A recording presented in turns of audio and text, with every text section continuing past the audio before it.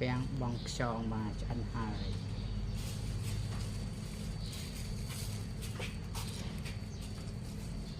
ស្លតាពាំងជាមួយកូនត្រីហើយនឹងខ្យងដាក់មកតាពាំងមានកូនត្រីមានត្រីផ្ទក់មួយនេះខ្យងស្លតាពាំងបានខ្យងឆ្ងាញ់តមកបន្លែមានខ្ទិមាននៅកាណូងអានេះចុងក្រោយម្អម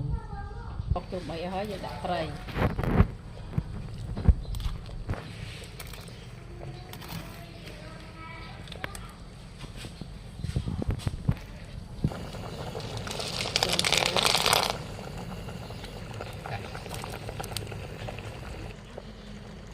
អមម្ទេស